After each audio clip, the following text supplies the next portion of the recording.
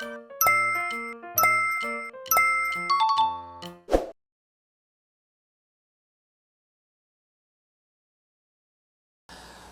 여러분과 함께 부유하신 하나님이라는 제목으로 은혜를 나누고자 합니다. 얼마 전에 어떠한 분이 제게 신앙 상담을 왔습니다. 그는 인생에 지쳐버리고 좌절하고 있었습니다. 그는 제게 말하기를, 목사님, 나는 하나님 앞에 축복을 구하기나 받을 자격이 없는 사람입니다. 나는 천한 사람입니다. 가문도 좋지 않고요, 교육도 많이 받지 못했었습니다. 유산을 받은 것도 없고요, 부모에게 특별히 사랑받은 것도 없고, 세상 사람들에게 특별히 도움받은 것도 없습니다. 나는 좌절하고 열등의식에 짓눌려 있습니다. 나는 늘 마음이 슬픕니다. 나는 내 자신을 비하하고 있습니다. 자학을 하고 있습니다. 목사님은 긍정적이고 적극적이고 창조적이며 생산적인 태도를 가지라고 하지만은 나같이 천한 인간이 어떻게 그러한 마음의 자세를 가질 수가 있습니까? 그러므로 나 같은 사람이야말로 이 세상의 쓰레기와 같은 인생입니다. 너무 자기를 비하해서 말을 했습니다. 나는 한참 듣고 있다가 이분에게 이런 이야기를 했습니다. 여보시오, 내 이야기를 들으시오. 당신이 비천한 인간인지도 모르겠습니다. 당신이 스스로 자학을 하고 못난 인간인 줄 나도 그렇게 생각할 수 있습니다. 그러나 한 가지 내 말을 들으십시오. 어느 날 시카고의 유명한 호텔에 노인 한 분이 왔습니다. 점잖하게 옷을 입고 말쑥하게 생긴 어른이 와서 호텔의 접수원에게 자기가 그 호텔에서 묵겠다고 했습니다. 그러면서 말하기를, 이 호텔에서 가장 값이 싼 방을 하나 주십시오. 그 접수원이 사람 보니까 옷도 그렇게 흘물하게 입지 않았는데 싶어서 자세히 보고 깜짝 놀라셨습니다. 이분은 다른 분이 아니라 미국의 최대의 부호 중에 한 사람인 락커펠러 1세였습니다. 아니, 귀한 락커펠러 1세가 아닙니까? 그렇죠. 당신의 아들이 시카고에 오면은 우리 호텔에 와서 가장 비싸고 좋은 스위트를 달라고 해서 거기 거하는데, 그 아버님 대신은 당신은 와서 제일 값싼 방을 구하다니요. 웬 말입니까? 안경 너머로 접수원을 한참 보고 난 다음에, 여보시오, 내 아들은 부자 아버지가 있지만은 나는 그런 부자 아버지가 없어요. 유유히 가장 값싼 방에 등록을 하고 들어갔다. 그 이야기가 내가 기억이 났습니다. 그래서 락커펠러 2세는 그 자신이 땀 흘리고 애써서 돈을 벌이지 않았지만은 그 아버지가 부자 아버지이기 때문에 그는 부자 아버지를 의지하고 호텔에 와서 가장 비싼 스위트에 들어가서 잠을 잤다. 당신은 비록 천하고 못나고 열등의식과 좌절감에 꽉 빠진 사람인지 모르겠지만은 당신이야 야간 당신의 아버지가 얼마나 부자인지 아오? 눈이 휘둥그레져서, 목사님 그게 무슨 말씀입니까? 당신 자신을 비하하지 마시오. 당신을 낳아주신 당신의 아버지는 보통 부자가 아니요, 당신 예수 그리스도를 구주로 믿지 않았소. 그렇습니다.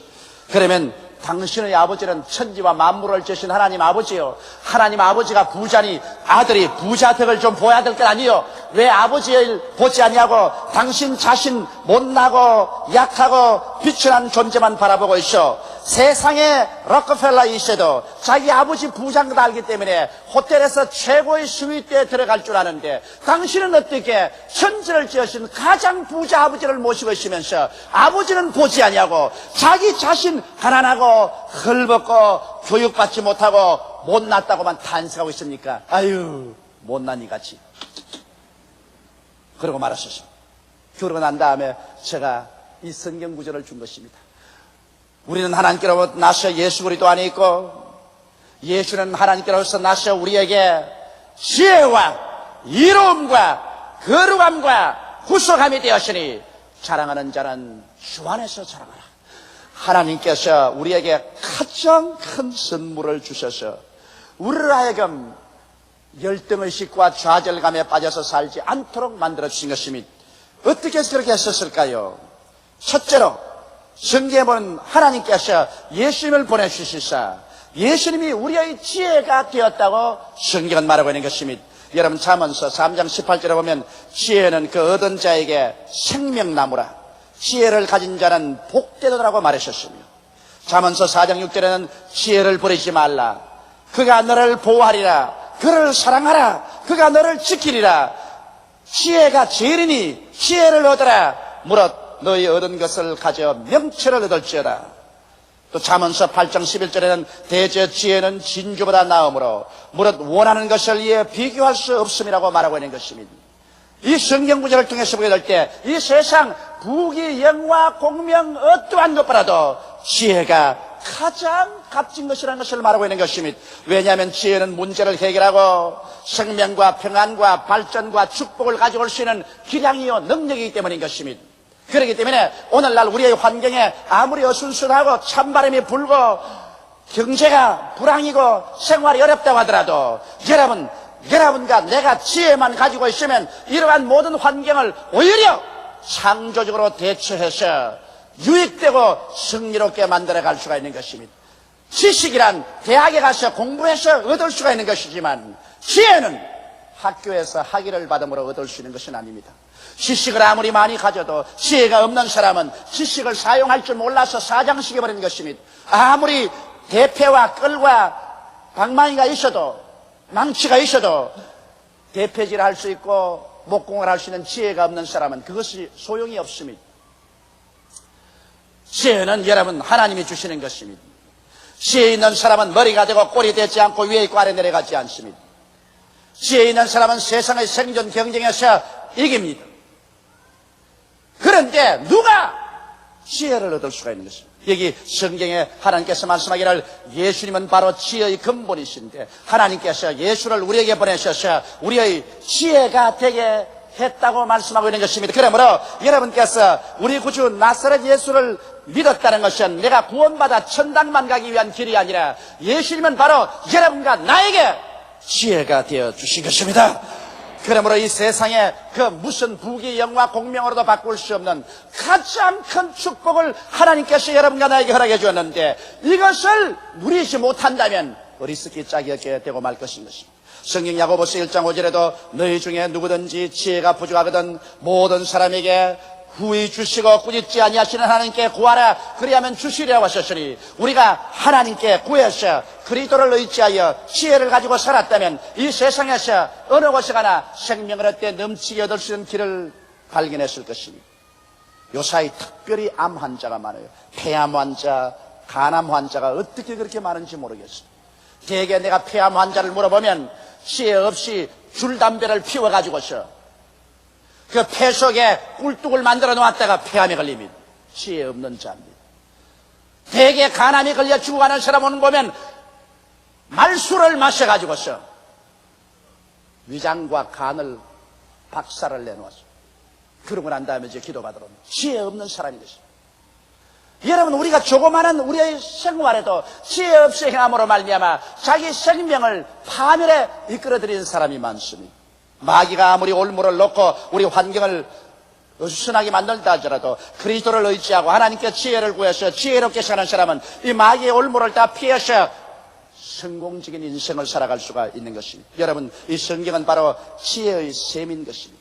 우리가 예수 그리스도를 의지하고 이 성경을 열심히 읽고 묵상하고 말씀을 들으면 여러분과 나는 지혜로운 사람이 되고 그러므로 이 인생의 생존 경쟁에서 어느 곳에 가나 머리가 되고 꼴이 되지 않고 위에 있고 아래 내려가지 않고 남에게 구워줄 자도 꾸지 않는 인생을 살아갈 수가 있습니다.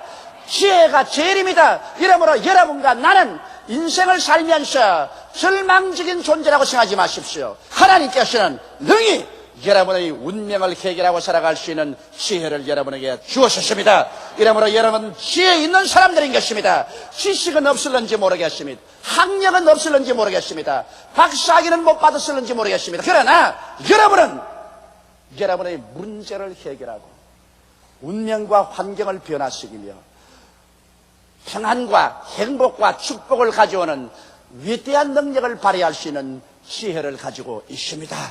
지혜로운 사람인 것입니다. 주를 앙망하는 사람은 지혜 있는 사람인 것입니다. 그러므로 하나님께서 이와 같이 이 세상에서 돈으로 이루 계산할 수 없는 여러분의 운명과 환경을 변화시킬 수 있는 위대한 도구인 지혜인 예수 그리스도를 우리에게 주신 것을 알고 감사하고 스스로 늘 예수께 기도하고 의지하면 여러분은 지혜로 꽉 들어찬 사람이 되어 지혜롭게 생각하고 지혜롭게 말하고 지혜롭게 결정하고 지혜롭게 판단하고 지혜롭게 행동함으로 말미암아 여러분의 생활은 젖과 꿀이 흐르는 삶을 살아갈 수가 있게 되는 것입니다. 이것이 얼마나 큰 축복인 것입니까? 이 보화를 모르고 교회에 왔다 갔다 한다면 이 사람은 어리석은 사람이 되고 말 것입니다. 둘째로 여기 성경에는 예수님은 우리의 의로우심이 되었다고 말하고 있는 것입니다. 의는 죄가 전혀 없는 상태를 말합니다. 성경 고린도후서 5장 21절에 보면 하나님이 죄를 알지도 못하신 자로 우리를 대신하여 죄를 삼으신 것은 우리로 하여금 저희 안에서 하나님의 의가 되게 하려 하심이라고 말한 것입니다. 여기에서 예수께서 우리의 죄를 짊어졌다고만 말하지 않고 예수께서 우리를 위하여 죄가 되어버렸다고 말한 것입니다. 죄를 짊어졌다는 말하고 죄가 되어버렸다는 말하고는 의미가 틀립니다. 얼마나 철저하게 예수께서 아담으로부터 마지막 인류의 한 사람 한 사람의 죄를 짊어졌던지 예수 자신이 죄가 되어버리고 말한 것입니다. 그렇기 때문에 그리스도가 십자가에 올라갔을 때 하나님께서 무자비하게 그리스도를 심판하신 이유는 예수께서 죄가 되어버리기 때문인 것입니다. 하나님이여 하나님이여 어찌하여 나를 버리시나이까 처절하게 부르짖을 정도로 주께서 심판을 당한 것입니다. 그래서 그 결과 이 성경 말씀에는 우리로 하여금 그리스도 안에서 하나님의 의가 되게 하려 하심을 했습니다. 여러분이 어느 정도 의롭습니까? 하나님처럼 의롭다는 것입니다.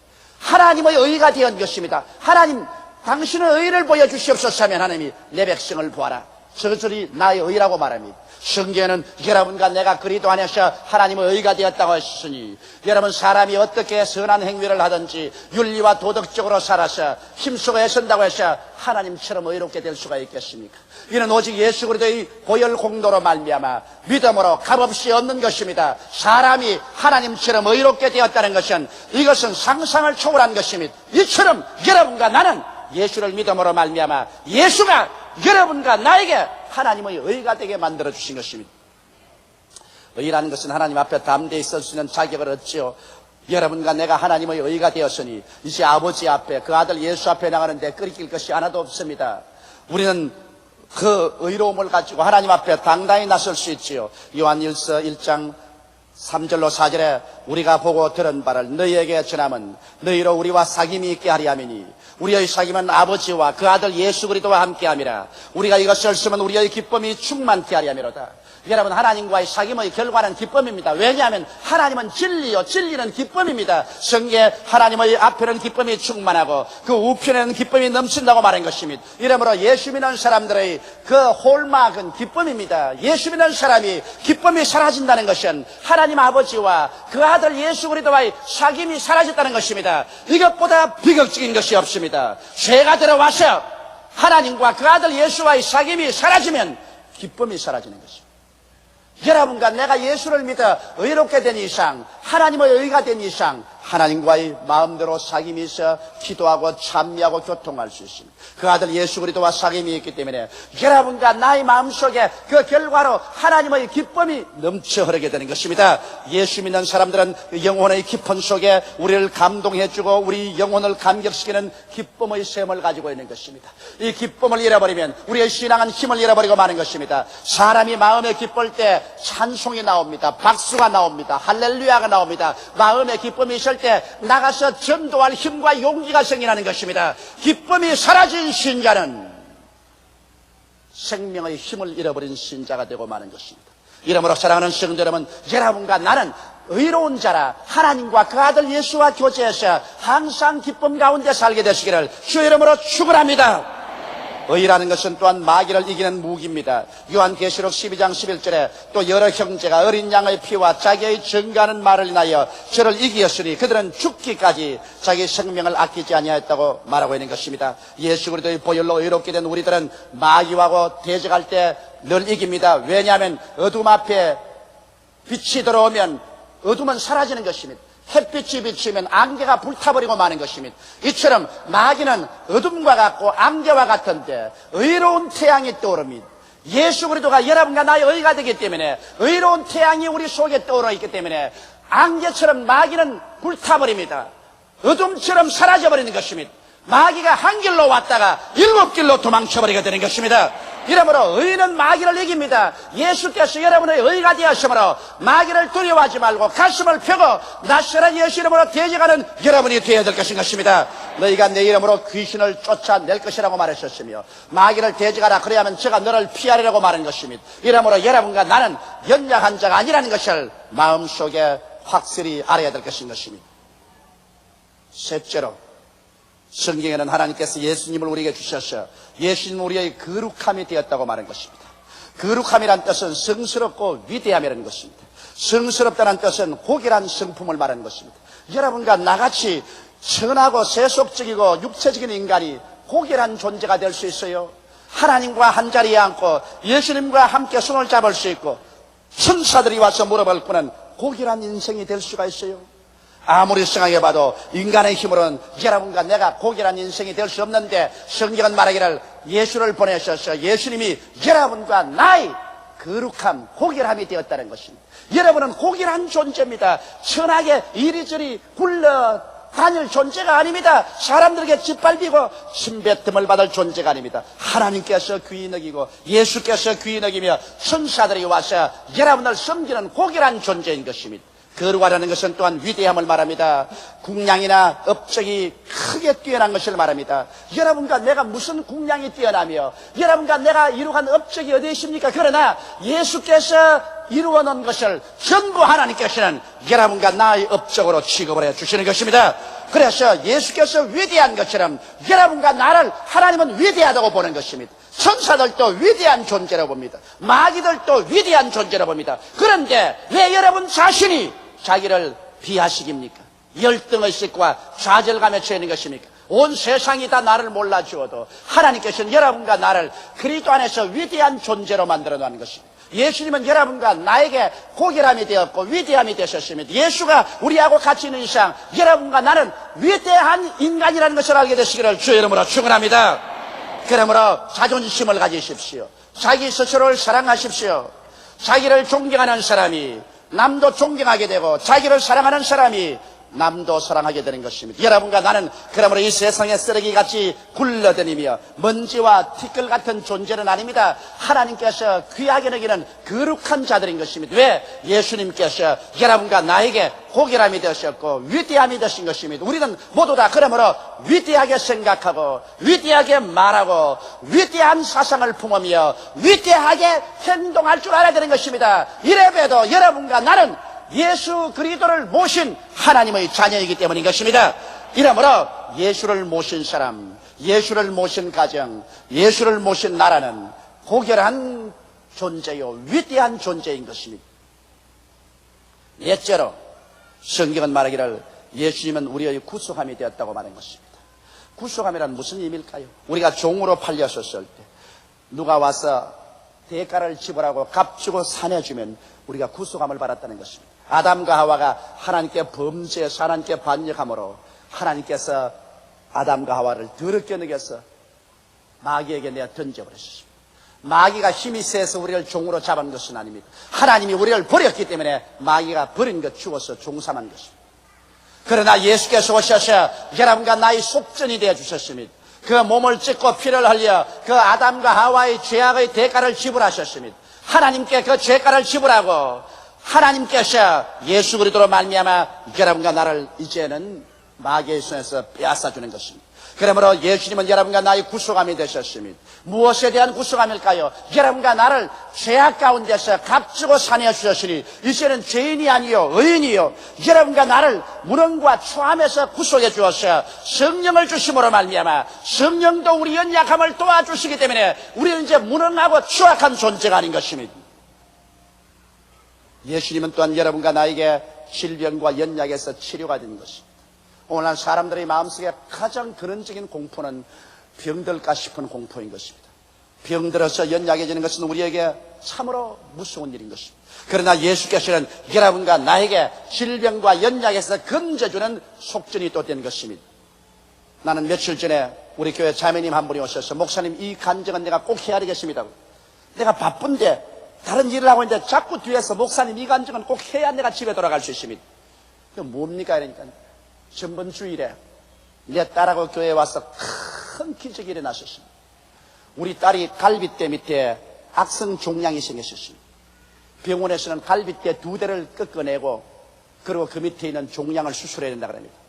결혼도 안 한 처녀로서 갈비뼈 2대를 꺾어내고 종양을 수술하려면 내 딸의 장래는 어떻게 됩니까? 우리는 비통한 마음을 가졌습니다. 며칠 후에 수술받기로 했는데 우리는 교회 예배당에 왔습니다. 목사님 설교를 듣고 난 다음 병자면 기도를 하고 난 다음 목사님이 갑자기 손을 옆구리에 대면서 이 옆구리 갈비뼈 여기에 혹이 난 사람 오늘 나았다고 말하셨습니다. 나도 그 분명히 기억합니다. 몇 주일 전의 일이었습니다.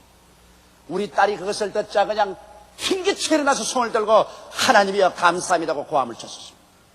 그리고 집에 들어가서 하룻밤을 자고 아침에 깨어나 보니 갈비뼈 밑에 있는 그 혹이 갈비뼈 위에 올라타고 있습니다. 갈비뼈 위에 올라앉아 이렇게 만져줘요. 올라왔어.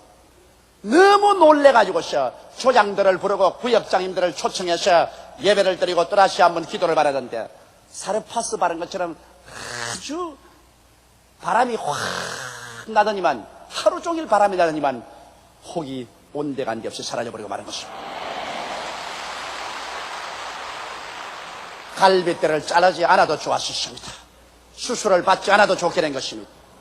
여러분 젊은 아가씨로서 그 갈비뼈를 2대나 자르고 수술을 했다면 그 앞날의 운명이 얼마나 슬픔으로 꽉 들어찼겠습니까? 그러나 하나님께서 같이 하심으로 그를 그 질병에서 건져주신 것입니다. 예수 그리스도는 오늘날 우리의 치료가 되시고 속전이 되셔서 질병에서 우리를 건져주시는 것입니다. 또한 예수 그리스도는 이 성경 말씀 가운데 우리의 저주와 낭패에서 속전이 되어 주신 것입니다.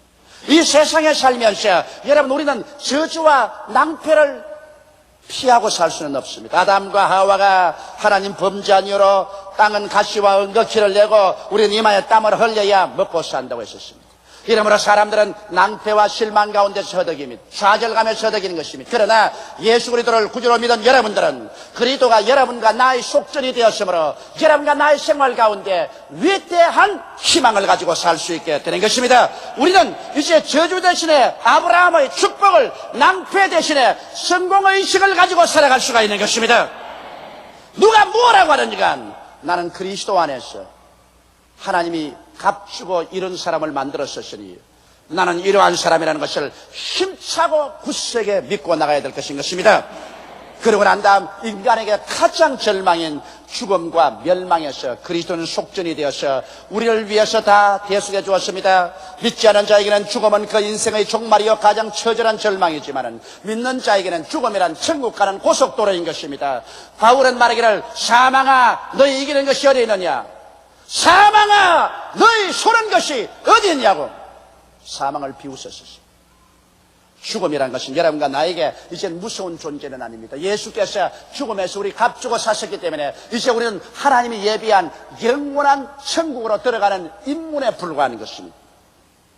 이러므로 사랑하는 성도 여러분, 하나님께서는 예수 그리스도를 구속으로 우리에게 주셨으므로 우리는 예수 그리스도 안에서 진실로 우리의 영혼이 잘됨같이 범사가 잘되며 강건하게 된 우리 자신을 발견하게 되는 것입니다. 오늘 믿음이란 무엇입니까? 믿음이란 기분이 좋을 때 믿고 기분이 나쁠 때 안 믿는 것입니까? 아닙니다. 믿음이란 여러분의 감각이 어떻게 느낄지라도, 여러분의 환경이 어떻게 시선스러울지라도, 동남풍이 불고 서북풍이 불지라도, 가시밭길이 다가올지라도 우리는 그 가운데서 나는 예수 그리스도 안에서 이러한 사람이 되었다는 것을 알고 그대로 주장하는 것이 믿음인 것입니다.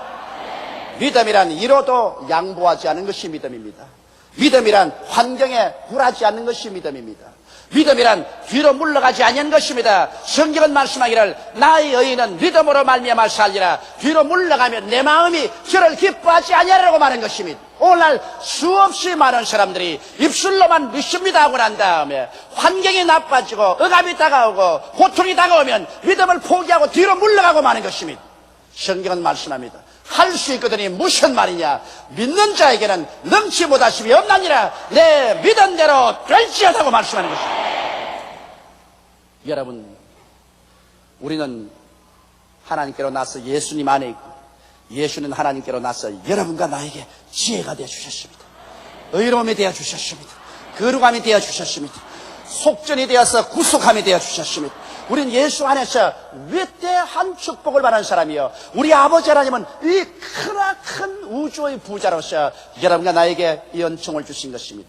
이러므로 우리 자신은 형편없고 보잘것없더라도 우리 하나님 아버지께서 우리에게 주신 은혜는 형언할 수 없이 큽니다. 아버지 하나님의 덕분으로 예수님 안에서 우리는 이와 같은 은혜를 받았으니 내가 잘나서 받은 것이 아니라 아버지가 부유해서 그렇게 된 것입니다. 이러므로 가슴을 펴고 허리를 펴고 배짱 있게 하나님의 은총 가운데 담대한 믿음으로 살아나가는 여러분 되시기를 주의 이름으로 축원합니다. 다 같이 고 예수께 기도드리겠습니다. 사랑이 많으시고 거룩하신 우리 아버지 하나님, 너무나 많은 사람들이 아버지를 바라보지 아니하고 자기 자신과 자기 환경을 바라보고 열등의식과 좌절감, 자기 비하, 자학 속에서 시들어져 가고 있습니다. 우리는 못나도 우리 아버지가 잘났으니, 우리는 없어도 우리 아버지가 있으니 아버지 의지하고 배짱 있게 한번 살아가보는 것입니다. 내 아버지 하나님이시여, 예수 안에서 우리 아버지께서는 우리에게 지혜를 주시고 예수를 우리의 의로 삼아주시고 거룩함을 삼아주시고 구속함을 삼아주셔서 온갖 죄악과 무능과 질병과 저주와 죽음에서 건져주셨으니 이 상대 어떻게 잘해줄 수가 있사옵나이까? 믿는 자는 이미 아버지의 안식에 들어간다고 말했으므로 아버지여, 한번 배짱 있게 믿어보게 도와주시옵시고, 항상 부정적이고 절망적이고 뒤로 물러가는 사람 되지 말고 내 아버지 하나님 믿고 의지하고 담대하게 믿음으로 운명과 환경을 정복하고 나가는 우리들이 되게 도와주옵소서. 예수님 이름 받들어 기도하옵나이다. 아멘. 오늘의 성경 말씀, 사도행전 12장 1절로 19절 말씀. 그때 헤롯 왕이 손을 들어 교회 중 몇 사람을 헤아려 하여 요한의 형제 야고보를 칼로 죽이니, 유대인들이 이 일을 기뻐하는 것을 보고 베드로도 잡으려 할세 때는 무교절일이라. 잡음에 옥에 가두어 군사 넷씩인 뇌패에게 맡겨 지키고 6월절 후에 백성 앞에 끌어내고자 하더라. 이에 베드로는 옥에 갇혔고 교회는 그를 위하여 간절히 하나님께 빌더라. 헤롯이 잡아내려고 하는 그 전날 밤에 베드로가 두 군사 틈에서 두 쇠사슬에 매어 누워 자는데 파수꾼들이 문 밖에서 옥을 지키더니 호련히 죄 사자가 곁에 섬에 옥중의 강체가 조여하며 또 베드로의 옆구리를 쳐 깨워 가로되 급히 일어나라 하니 쇠사슬이 그 손에서 벗어지더라. 천사가 가로되 띠를 띠고 신을 들매라 하거늘 베드로가 그대로 하니 천사가 또 가로되 겉옷을 입고 따라오라 한데 베드로가 나와서 따라갈새 천사의 하는 것이 참인 줄 알지 못하고 환상을 보는가 하니라. 이에 첫째와 둘째 파수를 지나 성으로 통한 세문에 이르니 문이 절로 열리는지라. 나와 한 거리를 지나매 천사가 곧 떠나더라. 이에 베드로가 정신이 나서 가로되 내가 이제야 참으로 주께서 그의 천사를 보내어 나를 헤롯의 손과 유대 백성의 모든 기대에서 벗어나게 하신 줄 알겠노라 하여 깨닫고 마가라 하는 요한의 어머니 마리아의 집에 가니 여러 사람이 모여 기도하더라. 베드로가 대문을 두드린데 로데라 하는 계집아이가 영접하러 나왔다가 베드로의 음성인 줄 알고 기뻐하여 문을 미처 열지 못하고 달려들어가 말하되 베드로가 대문 밖에 섰더라 하니 저희가 말하되 내가 미쳤다 하나 계집아이는 힘써 말하되 참말이라 하니 저희가 말하되 그러면 그의 천사라 하더라. 베드로가 문 두드리기를 그치지 아니하니 저희가 문을 열어 베드로를 보고 놀라는지라. 베드로가 저희에게 손짓하여 종용하게 하고 주께서 자기를 이끌어 옥에서 나오게 하던 일을 말하고 또 야고보와 형제들에게 이 말을 전하라 하고 떠나 다른 곳으로 가니라. 날이 새매 군사들은 베드로가 어떻게 되었는지 알지 못하여 적지 않게 소동하니 헤롯이 그를 찾아도 보지 못하매 파수꾼들을 신문하고 죽이라 명하니라. 헤롯이 유대를 떠나 가이사랴로 내려가서 거하니라. 저는 여러분과 함께 환경을 지배하는 기도란 제목으로 은혜를 나누고자 합니다. 헤롯 왕이 칼로서 요한의 형제 야고보를 죽이니까 유대인들이 굉장히 좋아했었습니다. 그것을 보고 헤롯 왕은 기독교 박해를 시작하기로 결심을 했었습니다. 그래서 사도의 지도자인 베드로를 잡아서 감옥에 가두었습니다. 그때가 바로 6월절이었습니다. 그러므로 6월절이 지나고 나면은 공중 앞에 베드로를 끌어내어서 처형하기로 작정을 했었습니다.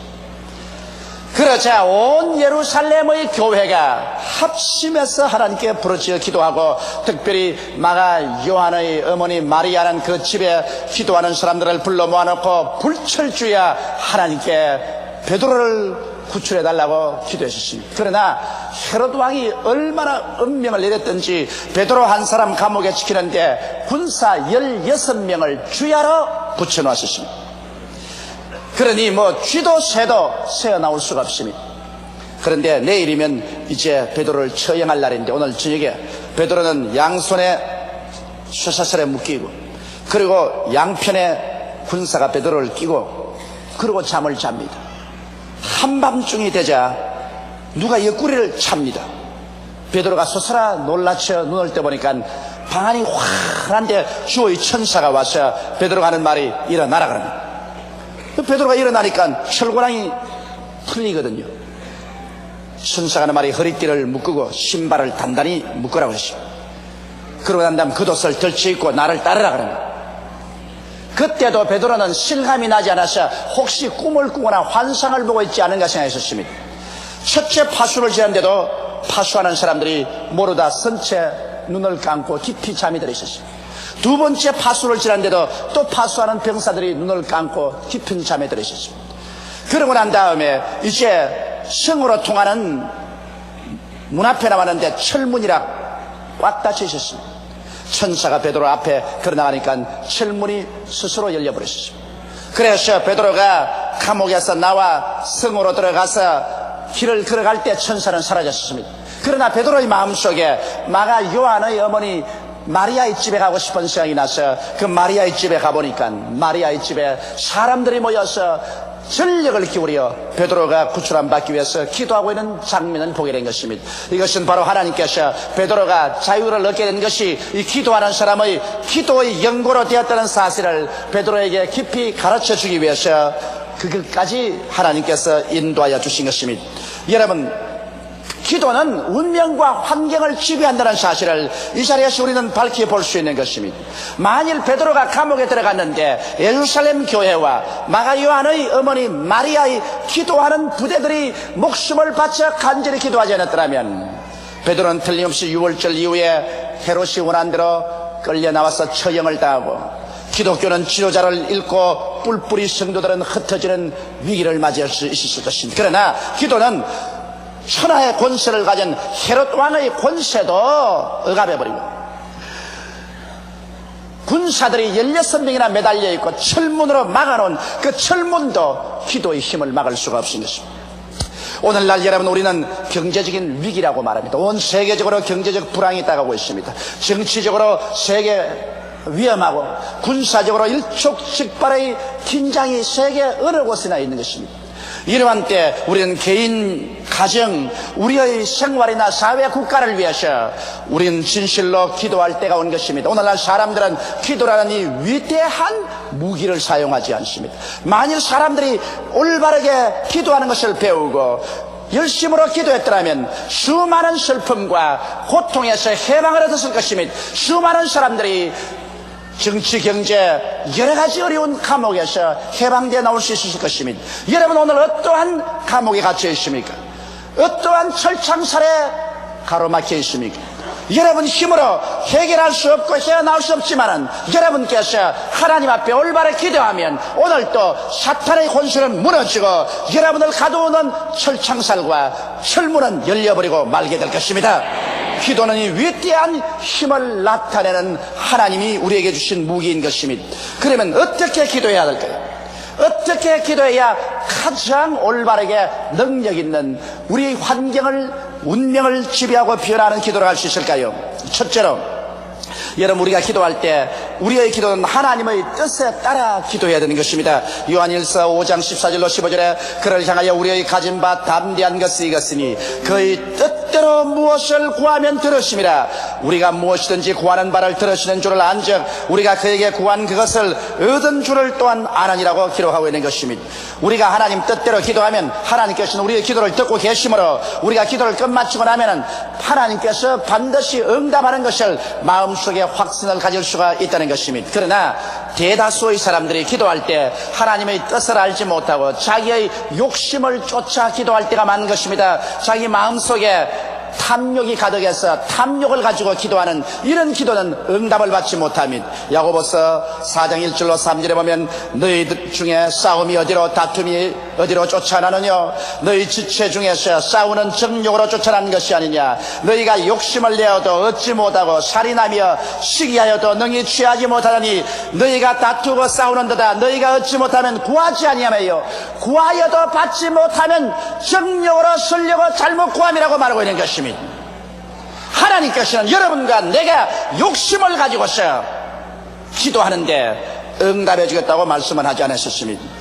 또한 사람들은 하나님을 거역하는 생활 중에서 기도합니다. 갑자기 문제가 다가오고 고난 중에 처하니까 자기는 하나님 앞에 순종하는 생활을 하지 않았음에도 불구하고 하나님이여 와서 나를 도와달라고 부르짖어 기도하는 것입니다. 성경 요한일서 3장 21절로 22절에 보면 사랑하는 자들아 만일 우리 마음이 우리를 책망할 것이 없으면 하나님 앞에서 담대함을 얻고 무엇이든지 구하는 바를 그에게 받나니 이는 우리가 그의 계명들을 지키고 그 앞에서 기뻐하시는 것을 행함이라고 말한 것입니다. 우리의 신앙생활이 하나님의 계명을 짓밟아버리고 하나님 계명을 던져버리고 아무리 주여 주여 부르짖어 소용이 없습니다. 예수님께서 친히 말씀하기를 내가 아버지의 계명을 지키고 아버지의 사랑 안에 거하는 것처럼 너희도 나의 계명을 지키면 나의 사랑 안에 거하리라고 말하는 것입니다. 우리 예수 믿고 구원받은 것은 값없이 은혜로 받았지만은 구원받고 난 다음에는 하나님의 계명을 반드시 지켜야 하는 것입니다. 나의 계명을 지키는 자라야 나를 사랑하는 자라고 말한 것입니다. 우리가 계명을 지키는 생활할 때 하나님을 기쁘시게 하고 우리 마음속에 담대함을 얻고 무엇이든지 하나님께 구하는 대로 얻을 수가 있는 것입니다.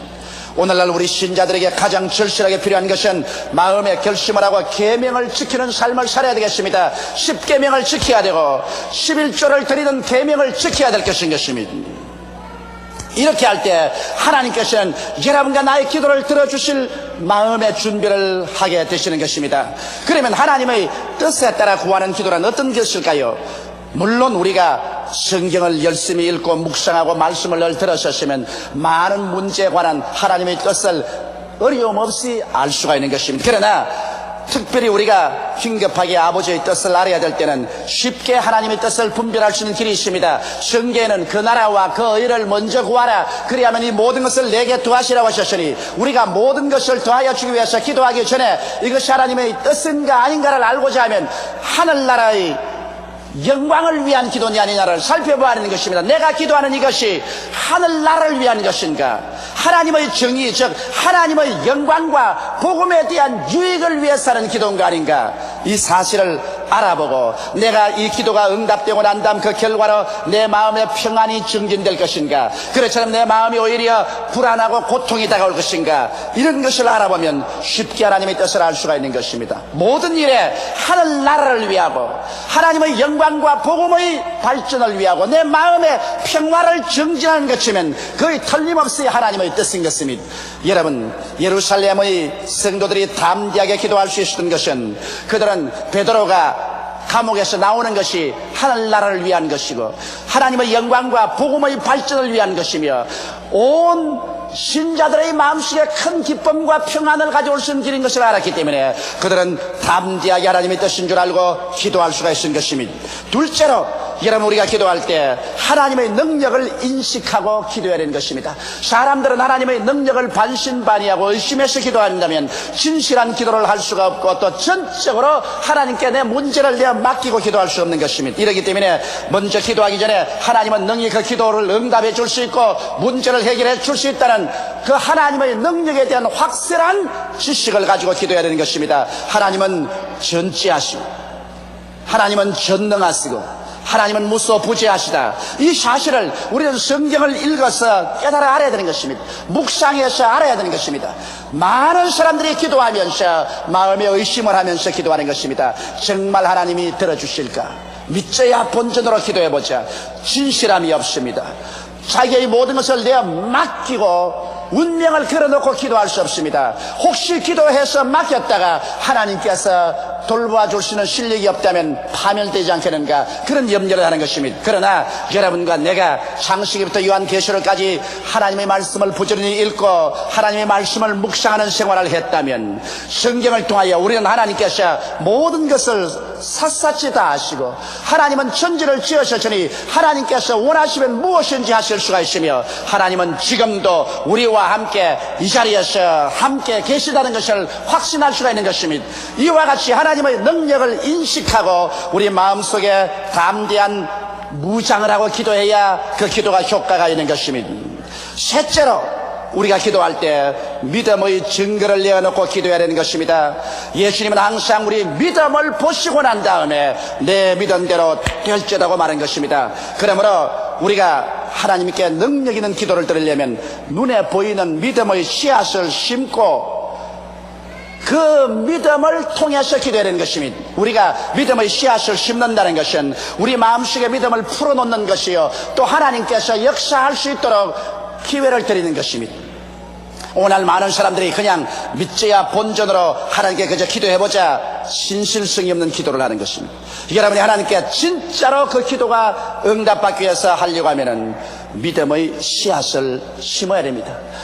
오병이어로 5,000명을 먹이고 12바구니 난 이 기적은 먼저 어린아이의 떡 5덩어리와 물고기 2마리를 예수님의 손에 심어놓은 역사가 있었습니다. 예수의 손에 안드레가 오병이어를 심을 때 그는 자기의 믿음을 풀어놓았었습니다. 예수님이 기적을 행할 것이라는 것을 풀어놓았습니다. 예수님은 이 오병이어를 받고 난 다음에 이를 통해서 하나님의 역사를 나타낼 수 있는 동기로 삼으신 것입니다.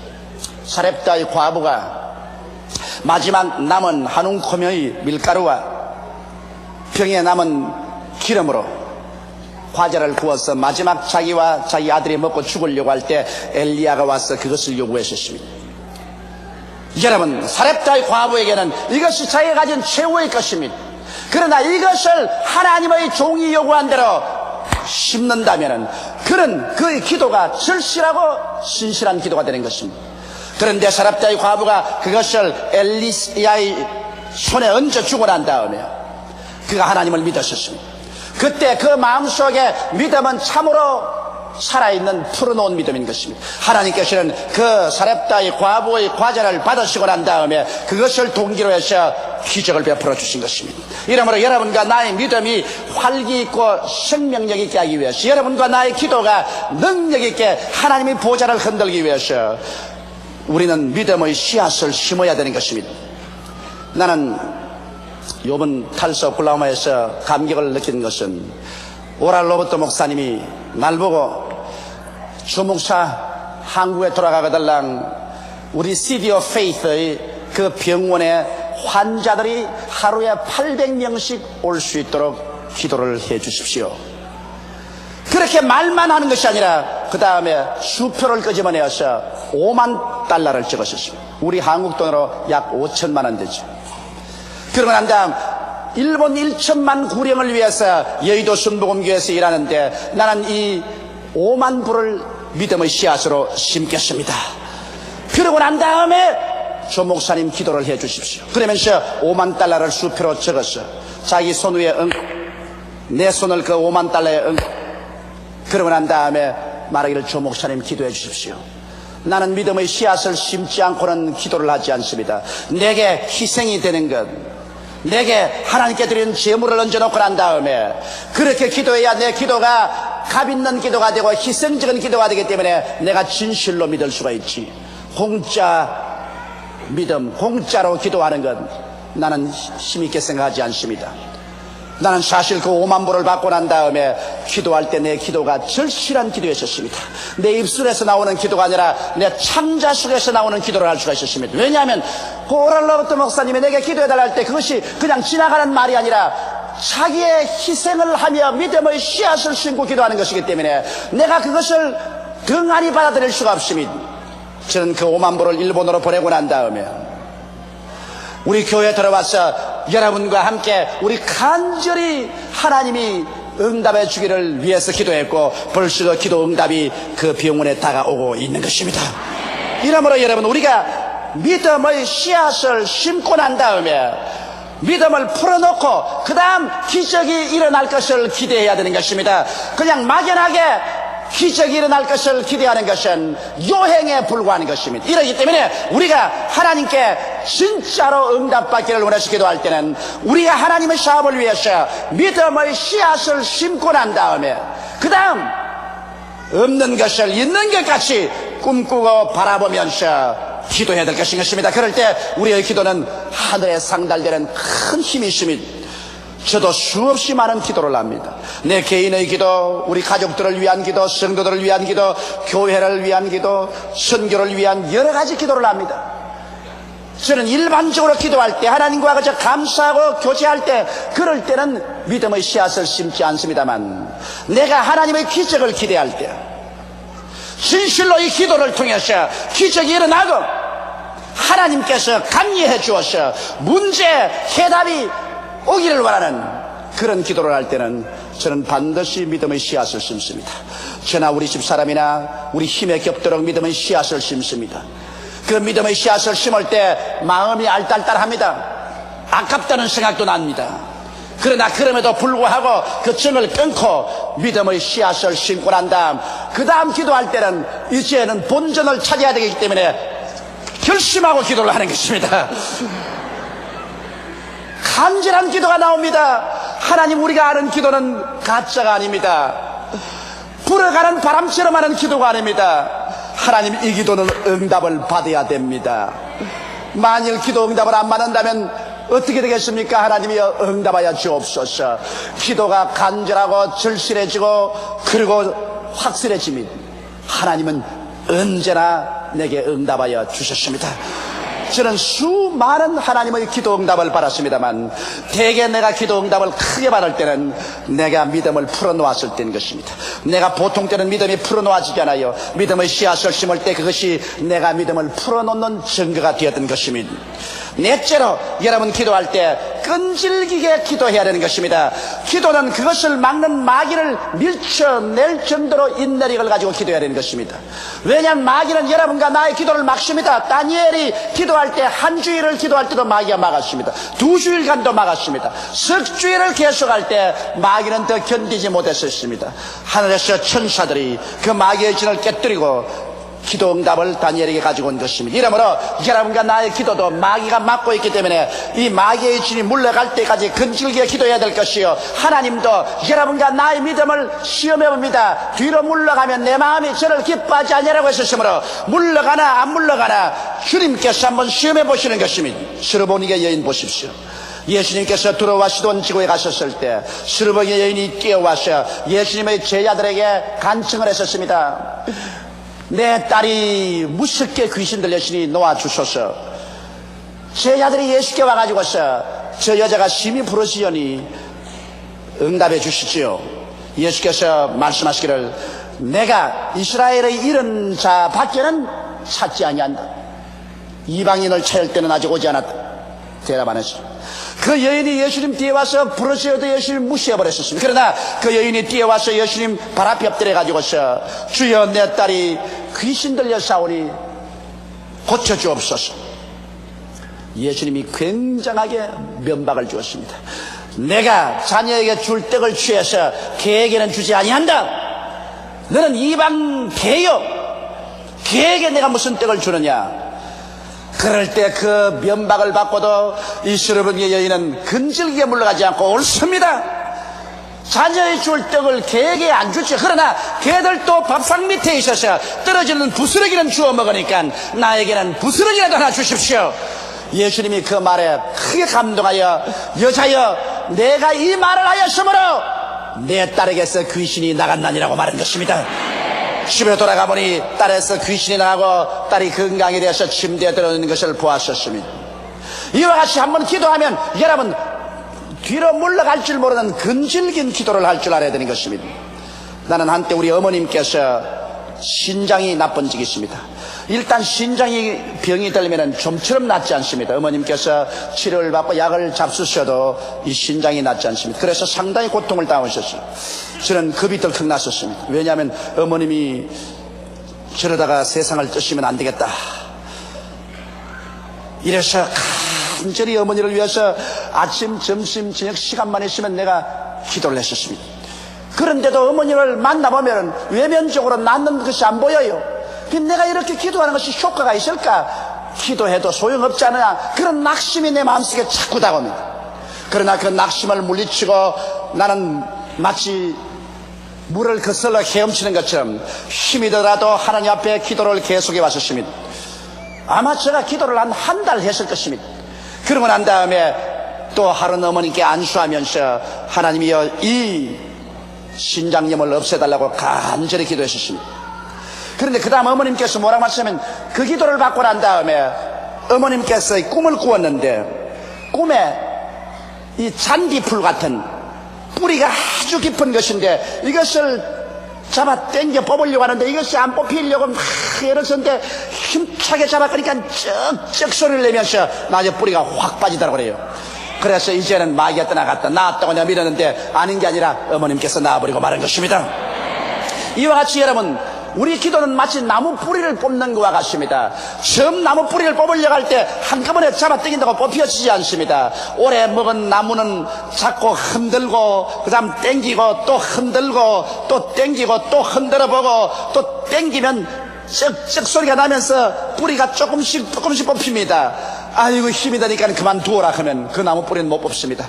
끝까지 내가 죽냐 보자. 그러면서 잡아 당기면 나중에 뿌리가 쩍쩍 소리가 나면서 나중엔 억지로 잡아 당기면 엉덩방아를 쾅 찍을 때 뿌리는 싹 뽑혀버리고 마는 것입니다. 기도라는 것은 그런 것입니다. 마귀의 진을 회파하고 하나님의 역사를 일으키기 위해서는 여러분과 내가 근질긴 인내력을 가지고서 마음에 낙심이 다가오고 눈에 나무 전가 안 보이고 귀에는 아무 소리 안 들리고 소리는 잡히는 없어도 참고 견디면서 부르짖어 계속 잡아 당기고 기도하면 어느 날 갑자기 승리가 다가오게 되는 것입니다. 어두움이 사라지고 광명이 다가옵니다. 승리의 영광이 임하게 되는 것입니다. 다섯째로 여러분 우리 기도할 때 합심 기도하는 것이 중요합니다. 마태복음 18장 19절로 20절에 진실로 다시 너에게 이르노니 너희 중에 두 사람이 땅에서 합심하여 무엇이든지 구하면 하늘에 계신 내 아버지께서 저희를 위하여 이루게 하시리라. 두세 사람이 내 이름으로 모인 곳에는 나도 그들 중에 있나니라고 말하셨습니다. 특별히 자기가 남에게 알릴 수 없는 비밀이 아니면은 기도를 잘하는 사람들을 찾아가서 두세 사람이 모여서 합심하여 기도하는 것이 효과를 발생하는 것입니다. 베드로가 감을 가졌을 때도 온 예루살렘 교회가 다 합심했지요. 마리아의 집에 기도 잘하는 사람들이 모여가지고서 불철주야 기도하는 것입니다. 기도를 할 줄 아는 사람이 두세 사람 모이면은 굉장한 힘이 있습니다. 왜냐하면 내 혼자 기도하다가는 낙심될 때가 오는 것입니다. 그러나 옆에서 함께 기도해주는 사람이 있으면 그 기도의 불이 다시 내게 붙어오기 때문에 힘을 얻을 수가 있죠. 성경에는 한 사람이 천을 쫓고 두 사람이면 만을 쫓는다고 그랬었습니다. 혼자 힘으로 기도하는 것보다는 두 사람 이상이 합치면 그 결과로 나타나는 힘이 굉장한 것입니다. 또 무엇보다도 여러분 주님께서는 혼자 기도하는 것보다도 두 사람 이상 합심하여 기도하는 것을 기뻐하시는 것입니다. 응답해 주실 하나님께서 두 사람 이상 기도하는 것을 기뻐하시니 우리가 두 사람 이상 합쳐서 기도하는 것이 좋습니다. 이렇기 때문에 제가 구역 예배 반드시 출석해서 구역원들이 함께 모여서 구역에 있는 문제를 가지고 기도하도록 하라는 이유가 혼자 기도하는 것보다는 구역에 출석해서 구역원들과 함께 가정 문제나 생활 문제를 위해서 기도할 때 하나님의 역사가 일어나게 되는 것입니다. 이러므로 합심 기도는 혼자 하는 기도보다 더 위대한 역사를 일으키는 기적을 베푸는 것입니다. 집에서 남편과 아내와 부모와 자식들이 함께 기도하는 것은 참으로 좋습니다. 요한복음 14장 13절로 14절에 너희가 내 이름으로 무엇을 구하든지 내가 시행하리니 이는 아버지로 하여금 아들을 인하여 영광을 얻으시게 하려 함이라. 내 이름으로 무엇이든지 내게 구하면 내가 시행하리라고 말씀하신 것입니다. 우리들은 아직 기도의 위대한 힘을 잘 이해 이해하지 못하고 있습니다.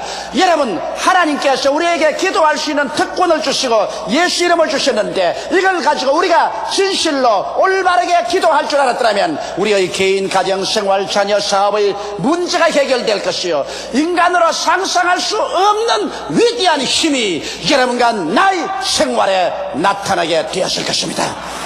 다 같이 고개 숙여 기도드리겠습니다. 사랑이 많으시고 거룩하신 아버지 하나님, 베드로가 헤롯 왕의 엄명에 의해서 잡혀 철창에 들어가고 16명의 군인들이 지키고 있고 성으로 향하는 것은 철문이 막고 있었지만 예루살렘 성도들의 기도를 막을 수가 없었습니다. 헤롯의 명령도 군사들의 지키는 것도 철문도 기도를 막을 수가 없었습니다. 기도의 능력은 베드로를 자유케 하고 말한 것입니다. 아버지 하나님, 오늘도 우리를 기도할 수 있게 하여 주시옵시고 기도의 비결을 깨닫게 하여 주시옵소서. 기도의 능력을 얻게 하여 주시옵소서. 우리가 하나님 앞에 기도하고 살아왔다면 수많은 문제가 해결될 것이요, 마귀들이 떠나갔을 것이요, 우리의 생활에 철창문들이 열려버리고 말았을 것입니다. 하나님 아버지, 그러므로 우리가 인간의 수단과 방법으로만 살려고 하지 말고 먼저 하나님께 엎드려 기도하고 하나님의 능력을 힘입어 문제를 해결하고 살아가는 우리들이 되게 도와주시옵소서. 아버지여, 개인적으로 기도하고 가정적으로 기도하며 교회가 연합해서 기도하고 나라와 민족을 위해서 기도하는 우리들이 되게 도와주시옵소서. 우리 예수 믿는 사람들 첫째로 기도요, 둘째도 기도요, 셋째도 기도하는 것이 우리의 의무요 특권인 것을 깨닫게 하여 주옵소서. 하나님 아버지여, 주님께서 우리에게 예수 그리스도 이름을 쓸 특권을 주셨고 하나님 성령을 주셨사오므로 성령께 의지하여 예수 이름으로 기도함으로 말미암아 우리의 모든 문제가 하나님의 능력으로 해결되게 하여 주옵소서. 오늘 주님 앞에 나와서 이 혹한에 예배드린 우리 성도들 오늘 성령으로 채워주시고 아버지 기도의 능력으로 채워주시옵소서. 기도할 수 있게 하여 주시옵시고 깨어 기도하기를 힘쓸 마음을 허락하여 주옵소서. 예수님 이름 받들어 기도드리옵나이다. 아멘. 오늘의 성경 말씀, 마태복음 4장 17절 말씀. 이때부터 예수께서 비로소 전파하여 가라사대 회개하라, 천국이 가까웠느니라 하시더라.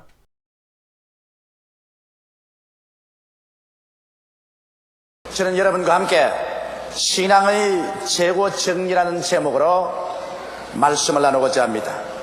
그 누구든지 한 해가 다 저물어가는 이때가 되면 잘 살아왔든 못 살아왔든 지나온 1년을 뒤돌아보고 자기 마음속에 새로운 삶의 각오를 하게 되는 것입니다. 사업을 하는 사람은 반드시 연말에 1년 사업을 정산해보고 수지결산을 해보는 것입니다. 그리고 재고 정리도 반드시 해야만 하는 것입니다.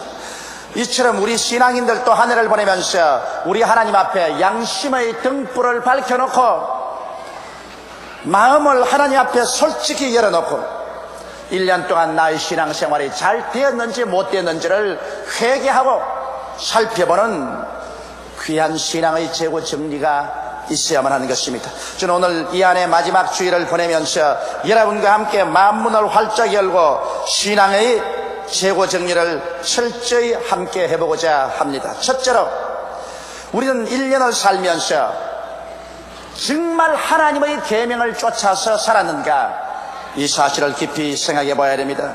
예수님께서는 요한복음 14장 15절에 너희가 나를 사랑하면 나의 계명을 지키라고 말한 것입니다.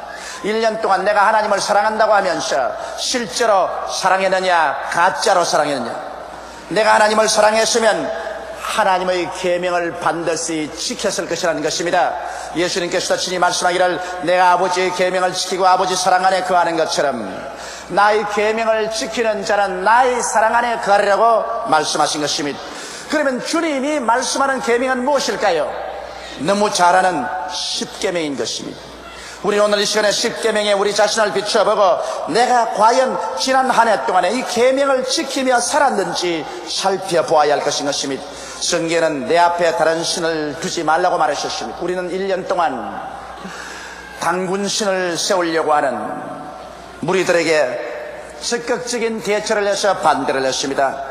당군을 국신으로 삼으려고 하는 일에 대해서 우리는 교회적으로 일어나서 열렬히 반대했습니다만 과연 내 앞에 개인적으로 다른 신을 혹시 준 적이 없는가? 내가 시험에 들어서 혹시 다른 종교에 가서 우상에게 절한 적이 없는가? 이러한 일이 있으면 하나님 앞에서 철저히 회개해야만 되는 것이며 성경에 우상을 섬기지 말라고 했는데 우리는 금이나 은이나 보석이나 나무나 돌로 만든 우상에게 절은 안 했지만은 혹시 내 마음의 보좌에 하나님을 앉혀놓는 대신에 내 부모나 형제, 남편이나 아내, 자식이라도 또 부귀의 영화 공명이나 세상의 권력을 신으로 앉혀놓고 신앙의 나라의 액세서리로 삼고 살았지 않은가?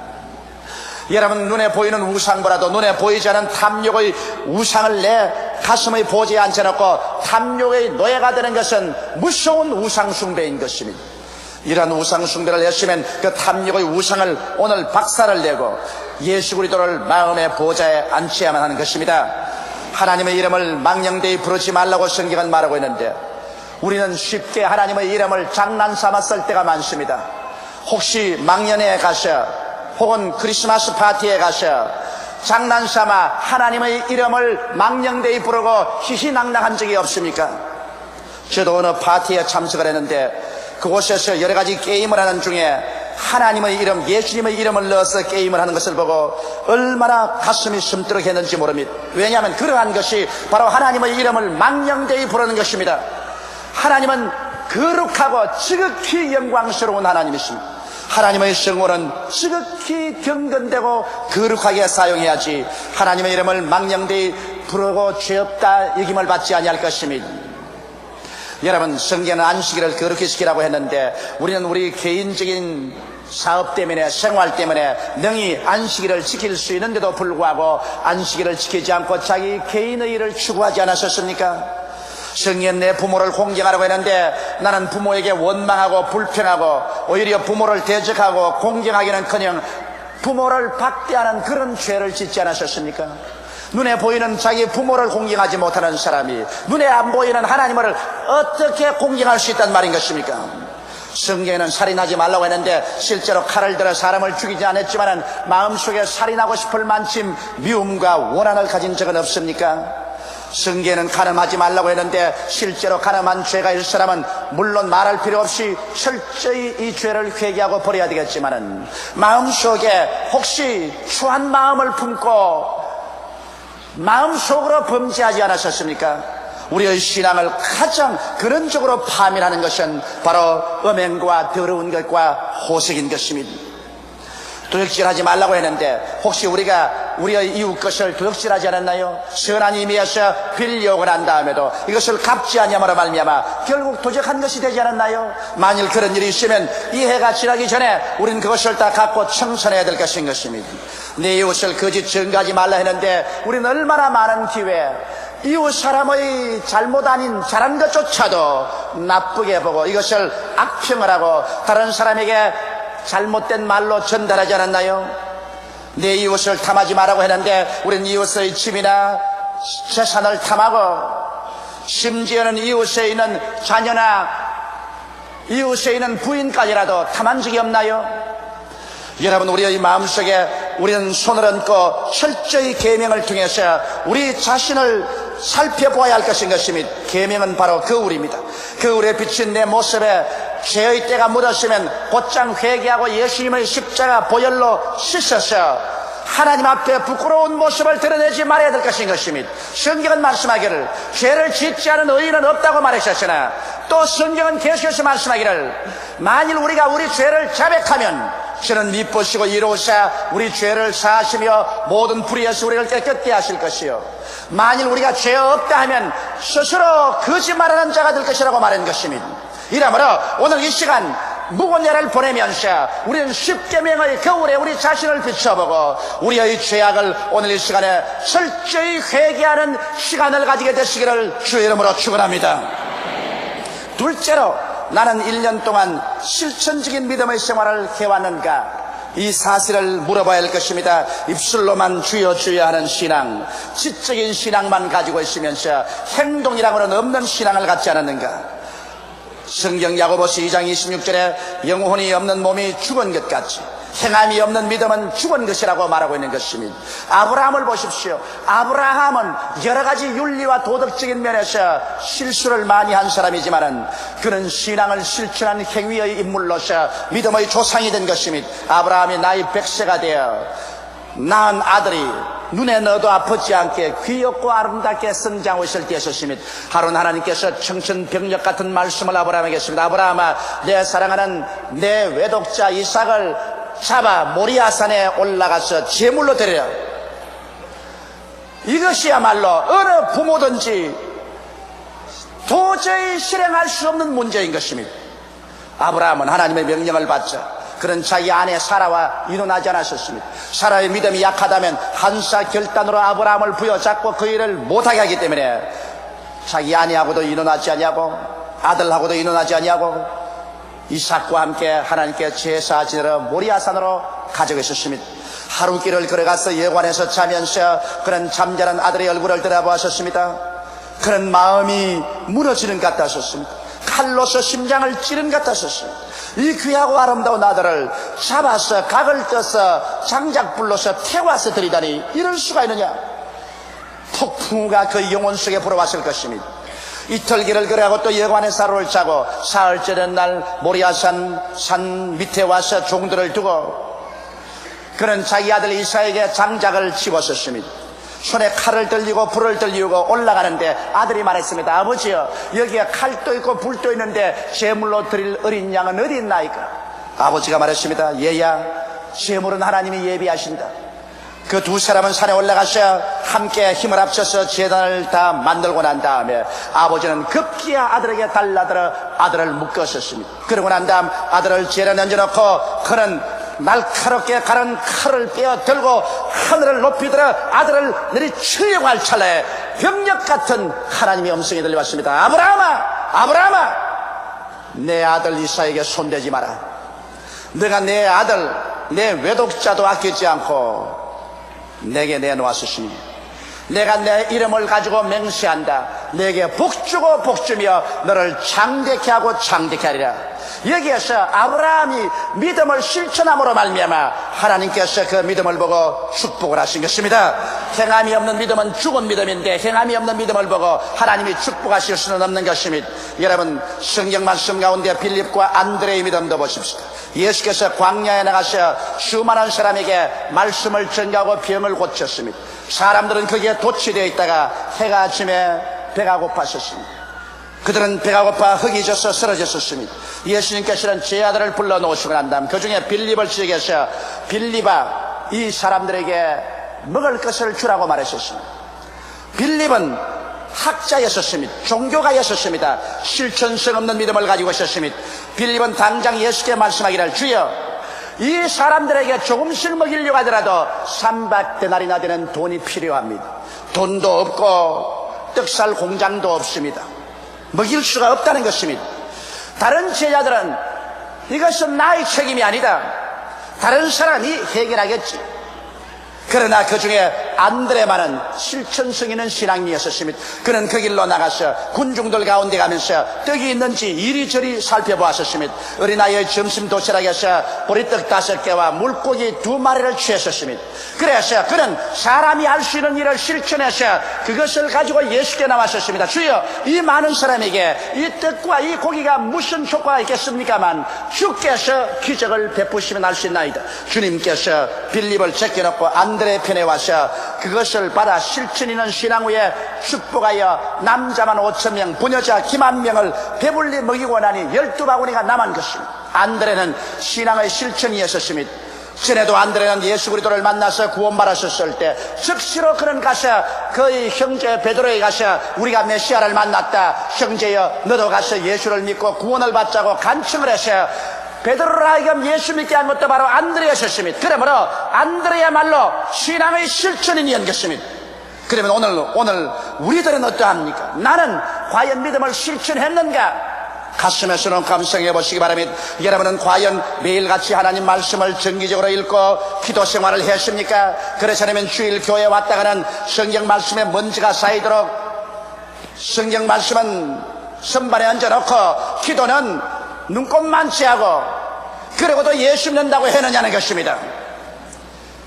진실로 내가 신앙이라면 성실하게 하나님의 말씀을 읽고 성실하게 하나님 앞에서 기도하는 생활을 해서 하나님이 알고 마귀가 알고 가정 식구들이 다 알 수 있는 그런 신앙생활을 했냐는 것입니다. 또 여러분, 나는 과연 살면서 내 가족들과 내 이웃, 친지, 나와 함께 일하는 일터에서 다른 사람에게 예수 그리스도를 전도했냐는 것입니다. 1년을 살면서도 자기 입을 한일자로 테이프를 붙여놓고 자기만 믿고 남에게 예수란 말 한마디도 전도하지 못하는 벙어리 신자가 아니었다는 것입니다. 성경은 말하기를 사람이 마음에 믿어 의에 이르고 입으로 시인하면 구원에 이른다고 했는데 자기 입으로 한마디도 전도하지 못하고 시인하지 못함으로 자기 구원까지라도 희미한 등불처럼 사라져가고 있지 않느냐는 것입니다. 많은 사람들이 교회에 오는 것이 부끄러워서 성경책을 보따리에 사가지고서 교회에 왔다가 교회에서 예배드리고 난 다음에 다시 보따리에 사서 나간다. 그렇게 예수 믿는 것이 부끄러워서야 어떻게 천당을 가겠습니까? 이러므로 여러분, 우리가 1년을 살아가면서 나는 교회에 왔으면 예수 믿는 사람이 되고 교회 밖에 나가면 한 번도 입을 열어 전도하지 않냐는 실천성 없는 신앙을 가지고 있지 않습니까? 이러한 사람이 하나님 앞에 은총과 축복을 달라고 부르실 때 하나님께서 뭐라고 했습니까? 내가 사람 앞에서 나를 시인하면 나도 하나님의 천사 앞에서 너를 시인하겠느니와 내가 사람 앞에서 나를 부인하면 나도 하나님과 천사 앞에서 너를 부인하겠다고 말씀하지 않겠습니까? 여러분은 진실로 한 해를 살면서 11조를 도둑질하지 않고 살았습니까? 또 11조라고 말한다. 제가 11조라고 말한 이유는 이 세상에 사람이 가장 좋아하는 것이 물질입니다. 사람들은 어지간일은 다 물질에 현혹을 당합니다. 예수님께서도 말씀하기를 내 물질이 있는 곳에 내 마음도 있다고 말한 것입니다. 그런데 우리가 하나님 앞에 나와서 하나님께 소속한 11조를 도둑질하고도 내가 예수 믿는다고 할 수 있냐는 것입니다. 성경은 여러분 11조에 관해서 하나님께서 신랄하게 말씀하고 계십니다. 말라기 3장 7절로 9절에 보면 만군의 여호와가 이르노라 너희 열조의 날로부터 너희가 나의 규례를 떠나 지키지 아니하였도다. 그런즉 내게로 돌아오라 그리하면 나도 너희에게로 돌아가리라 하였더니 너희가 이르기를 우리가 어떻게 하여 돌아가리까 하도다. 사람이 어찌 하나님의 것을 도적질하겠느냐. 그러나 너희는 나의 것을 도적질하고도 말하기를 우리가 어떻게 주의 것을 도적질하였나이까로다. 이는 곧 11조와 흠물이라. 너희 곧 온 나라가 나의 것을 도적질하였으므로 너희가 저주를 받았느니라. 무서운 하나님의 심판이 아닙니까? 너희는 내게로 돌아오라. 돌아오는 조건이 11조와 헌물을 드림으로 내게로 돌아오라. 그러면 나도 너희에게로 돌아가려고 하셨으니 오늘 여러분 우리가 하나님 앞에서 11조와 헌물을 도둑질하고 해서 아무리 기도한들 그 기도가 어떻게 하늘에 상달되겠습니까? 하나님께서 도둑놈의 기도를 들어주시겠습니까? 11조를 드리고 내게로 돌아오라. 그러면 내가 내게로 돌아가기 때문인데 오늘 우리 한국의 기독교인들이 하나님의 그 위대한 능력을 체험하지 못하는 것은 하나님의 재물을 도적질하고 하나님이 섭섭하게 느끼셔서 마음을 돌리고 있는데 처리하고 밤낮 기도한들 무슨 소용이 있는 것입니까? 그러므로 오늘 우리들은 모두 다 하나님 앞에서 11조 도둑질하지 말고 하나님의 것을 하나님께 돌려야 되는 것입니다. 성경에 말씀하기를 너희 온 나라가 저주를 받았다. 오늘 사람들은 애쓰고 힘써서 좋은 집도 짓고 좋은 물건도 갖다 놓고 행복하게 살려고 하지만은 그 집이 저주를 만났고 물건이 저주를 받았고 생활이 저주를 받았었습니다. 그러므로 옛날보다 더 많은 가정이 파괴되고 더 많은 고아들이 생겨나고 범죄가 더 많아지고 불행한 사람이 더 많아지는 이유가 왜 그렇습니까? 눈으로 보기에는 번지르르하게 만들어 놓지만 하나님의 저주가 같이 따르고 있기 때문에 축복과 행복은 사라져버리고 마는 것입니다. 성경은 말하기를 의인의 적은 재산이 악인의 많은 물질보다 성하다고 말했겠습니다. 적게 가지고 있더라도 여호와의 축복을 받아서 살면은 그곳에 적과 꿀이 흐르게 되는 것입니다. 이러므로 우리의 생활에 저주를 제하기 위해서 여러분은 실천적인 신앙으로 하나님께 11조를 드리고 살았습니까? 만일 그렇지 않았다면 여러분은 여러분의 생활 속에 드글드글 붙은 그 저주를 떼버리기 위해서라도 회개하고 새해에는 하나님의 물건을 도둑질하지 말아야 될 것입니다. 셋째로, 나는 1년 동안 긍정적인 인생만을 갖고 살았는가 생각해 보시기 바랍니다. 하나님께서는 부정적이고 절망적이며 좌절하고 희망을 잃어버린 사람하고는 절대로 같이 하지 않습니다. 이스라엘 백성이 가데스 바네에 왔을 때 모세가 12명의 정탐꾼을 가나안 땅에 보내서 40일을 정탐하고 오게 했는데 그 중에 10명은 인간적인 척도로서 사물을 보았었습니다. 그래서 그다는 말이 산은 높고 골은 깊고 땅은 주민을 삼키고 성벽은 크고 그곳에 사는 사람은 네피림의 후손 아낙 자손 대장부가 살아서 우리가 스스로 비교해봐도 여치새끼 같더라. 우리의 처자가 사로잡히리니 우리는 결코 그 땅을 점령하지 못한다고 악평에서 부정적으로 말하셨습니다. 그러고 난 다음 군대를 장관을 세워 애굽으로 돌아가려고 말하셨습니다. 여러분, 이 사람들은 부정적인 말을 했습니다. 하나님께서 그 부정적인 말을 하는 절망적인 사람을 그 자리에서 죽이고 그를 따라온 사람 이스라엘 백성들을 광야로 회진시켜 40년 동안 광야에서 방황해서 다 죽고 그 뼈가 사막의 태양에 바래지게 만들어버리고 말한 것입니다. 그러나 그 중에 두 사람 여호수아와 갈렙은 하나님의 약속의 눈으로서 보았었습니다. 그들은 하는 말이 그 땅은 과연 젖과 꿀이 흐르더라. 우리 그 땅에 들어가서 점령하려고 했습니다. 긍정적인 태도를 가진 이 갈렙 여호수아는 40년 광야의 방황에서 살아나서 그 후손들과 함께 젖과 꿀이 흐르는 가나안 땅으로 들어갈 수가 있은 것입니다. 우리는 어떠합니까, 여러분? 우리가 비관적으로 인생을 보려면 얼마든지 그 재료가 있습니다. 우리의 환경 가운데 나는 못 산다, 나는 안 된다, 나는 할 수 없다, 나는 절망이다, 나는 비관적으로 본다. 그것이 얼마든지 있습니다. 개인적으로도 가정적으로 국가 사회적으로 비관하려면 비관할 수 있는 것은 얼마든지 있어요. 그러나 우리 예수 믿는 사람들이 하나님의 언약과 하나님의 축복의 말씀을 통해서 인생을 희망적으로 바라보면 또 얼마든지 희망적으로 바라볼 수 있는 것입니다. 긍정적이고 적극적이며 창조적으로 희망을 가지고 인생을 바라보는 그 사람하고 하나님은 같이 하여 주시는 것입니다. 사람들은 우리 한국의 현실과 미래에 관해서 우리하고 비관적으로 생각하는 사람이 많습니다만 나는 그렇게 보지 않습니다. 우리는 5천년 역사 가운데 억센 역사의 도전을 이겨온 민족인 것입니다. 5천년이나 살아오면서 이겨온 이 역사적 도전을 현재 20세기에 와서 다가오는 도전을 우리 민족이 이기지 못할 리가 만무한 것입니다. 더구나 우리 한국은 지금 하나님 백성들이 1000만 명이나 있습니다. 성경에 말씀하기를 너희 두세 사람이 내 이름으로 모인 곳에는 나도 너와 같이 있겠다고 했는데 1천만의 성도가 주야로 하나님을 부르짖는데 이 땅에 하나님이 같이 안 계실 리가 만무한 것입니다. 그리고 또 나는 확실한 말은 말세 하나님께서 이 민족을 선택하여 제사장의 국가를 삼아서 아시아의 황금 시절에 온 아시아 전역에 세계 만방에 복음을 전가할 제사장의 국가로 계획하고 있다는 것을 알고 있습니다. 만일 하나님이 우리와 같이 하시면 누가 우리를 대적하리요? 그 아들을 아끼지 않고 우리에게 주시니까 그 아들과 함께 무엇을 선물로 주지 않겠습니까? 그러므로 나는 신학적인 면에서 우리 조국과 민족을 바라볼 때 우리 조국과 민족에는 창창한 미래와 소망이 있습니다. 비록 소련과 중공과 극악한 이북의 괴뢰 집단을 머리에 이고 있고 정치적으로 여러 가지 어려운 시련도 많고 경제적으로 국제 경쟁에서 시련이 많지만은 우리는 하나님이 같이 계심으로 이 모든 것을 능히 이기고 영혼이 잘됨같이 범사에 잘되며 강건하고 생명을 얻되 넘치게 얻으며 살아갈 수 있다고 저는 희망적인 태도를 가지고 있습니다.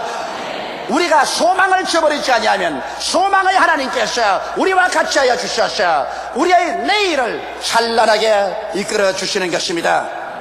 넷째로 살펴보고 싶은 것은 우리는 진실로 사랑을 실천하고 살아왔느냐는 것입니다. 진실로 하나님을 사랑해서 그 나라와 그 의를 먼저 구하며 하나님께서 내 마음의 보좌를 확실히 점령하고 있었는가? 정말 나는 나라를 사랑했는가? 여러분, 나라 없는 민족의 슬픔을 보십시오. 유대인들은 27년 동안 나라 없이 방황하면서 가는 곳마다 핍박을 당하고 멸시와 천대를 당하고 2차 대전 때는 히틀러에 의해서 600만 명이 학살을 당해도 말 한마디 할 수 없는 것은 나라가 없는 민족이기 때문인 것입니다. 월남을 보십시오. 그렇게 나라가 있을 때 나라가 부패하고 날이 지고 날이 새도록 계속 학생들의 데모, 종교인들의 데모로 나라가 뒤엎여서 파멸하고 말았었습니다.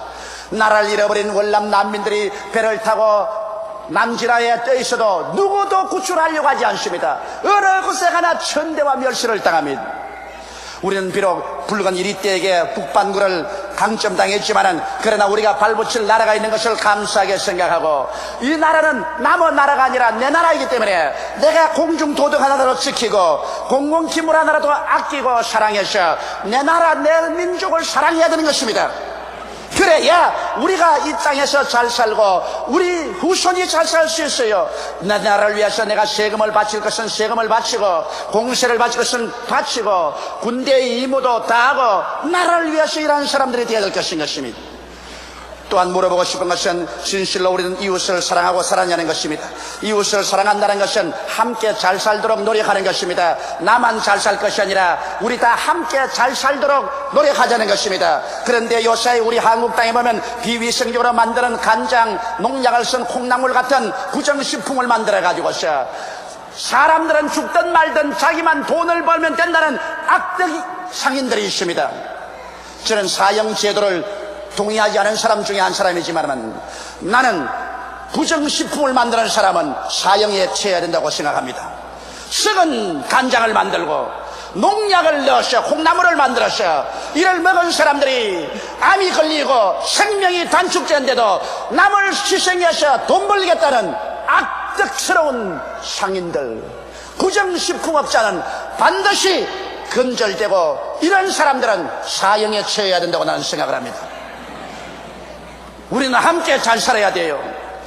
남을 희생하고 그 희생의 피해의 대가로서 자기만 잘 살겠다는 무리를 우리의 집단에서 없애야 되는 것입니다. 이러므로 내 이웃을 내 몸같이 사랑하라고 말씀한 그 계명을 우리는 지키고 살아야 될 것인 것입니다. 또 나아가서 우리는 자연 및 생태계를 사랑해야 하는가 물어봐야 되는 것입니다. 사람은 혼자 살지 못해요. 사람은 나무하고 풀하고 같이 살아야 되고 벌레하고 꽁이나 토끼나 노루하고 같이 살아야 돼요. 여러분, 자연이 왕성할 때 사람도 잘 살게 돼요. 사람이 잘못 살게 되면 자연도 패하고 말아요.